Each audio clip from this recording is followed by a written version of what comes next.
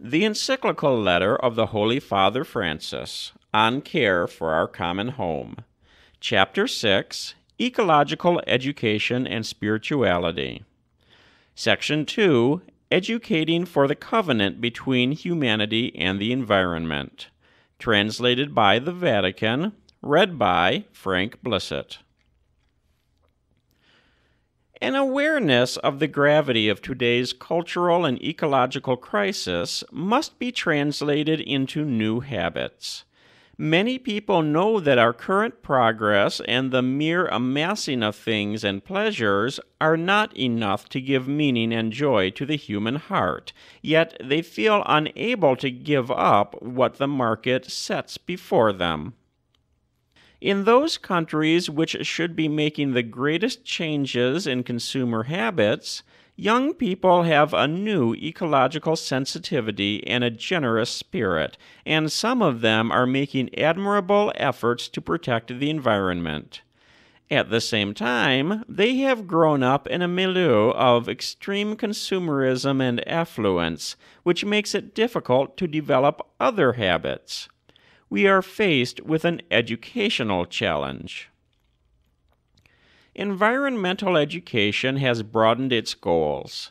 Whereas in the beginning it was mainly centered on scientific information, consciousness raising, and the prevention of environmental risks, it tends now to include a critique of the myths of a modernity grounded in a utilitarian mindset: individualism, unlimited progress, competition, consumerism, the unregulated market. It seeks also to restore the various levels of ecological equilibrium, establishing harmony within ourselves, with others, with nature and other living creatures, and with God.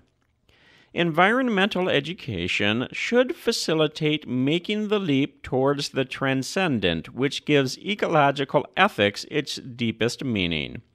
It needs educators capable of developing an ethics of ecology and helping people, through effective pedagogy, to grow in solidarity, responsibility, and compassionate care. Yet this education, aimed at creating an ecological citizenship, is at times limited to providing information and fails to instill good habits. The existence of laws and regulations is insufficient in the long run to curb bad conduct, even when effective means of enforcement are present. If the laws are to bring about significant, long-lasting effects, the majority of the members of society must be adequately motivated to accept them and personally transformed to respond. Only by cultivating sound virtues will people be able to make a selfless ecological commitment. A person who could afford to spend and consume more but regularly uses less heating and wears warmer clothes shows the kind of convictions and attitudes which help to protect the environment. There is a nobility in the duty to care for creation through little daily actions, and it is wonderful how education can bring about real changes in lifestyle.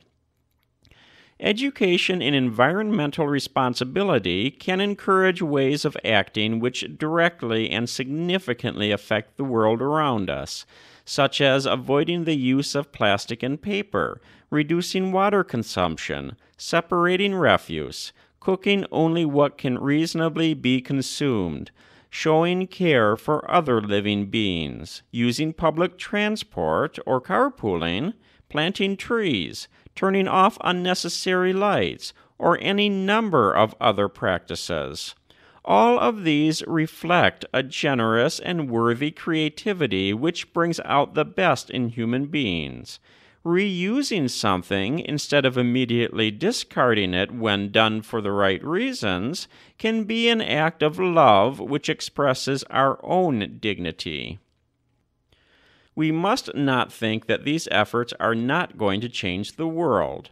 They benefit society, often unbeknown to us, for they call forth a goodness which, albeit unseen, inevitably tends to spread. Furthermore, such actions can restore our sense of self-esteem. They can enable us to live more fully and to feel that life on earth is worthwhile. Ecological education can take place in a variety of settings: at schools, in families, in the media, in catechesis, and elsewhere.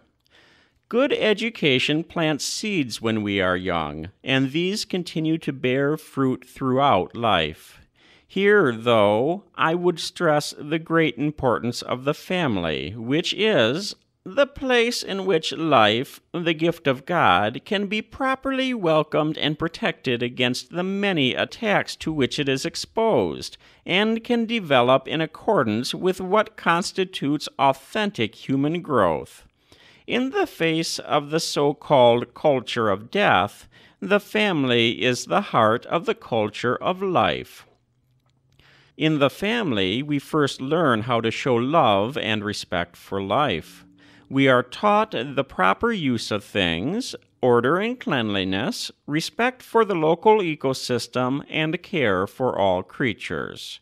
In the family, we receive an integral education, which allows us to grow harmoniously in personal maturity.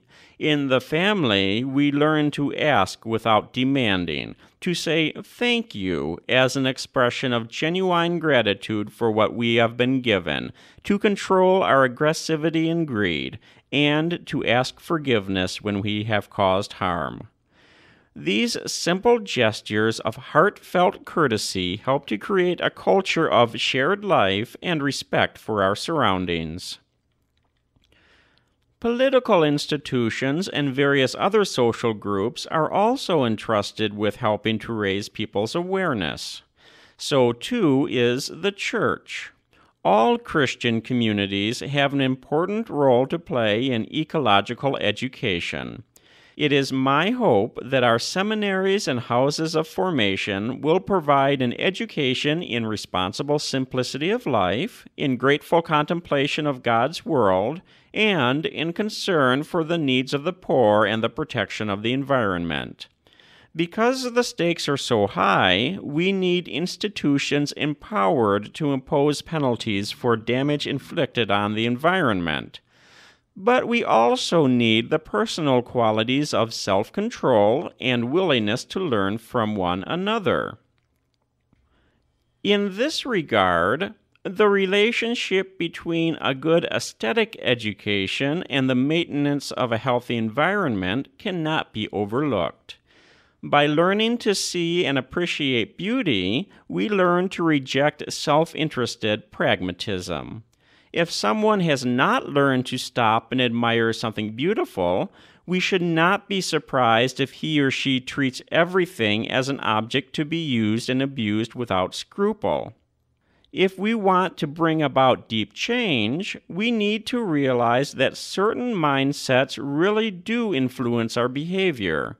Our efforts at education will be inadequate and ineffectual unless we strive to promote a new way of thinking about human beings, life, society, and our relationship with nature.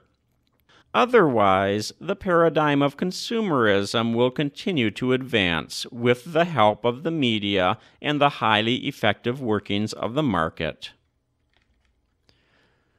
That was Section 2. Educating for the Covenant Between Humanity and the Environment, from Chapter 6, Ecological Education and Spirituality, from the Encyclical Letter of the Holy Father Francis, On Care for Our Common Home, translated by the Vatican, read by Frank Blissett.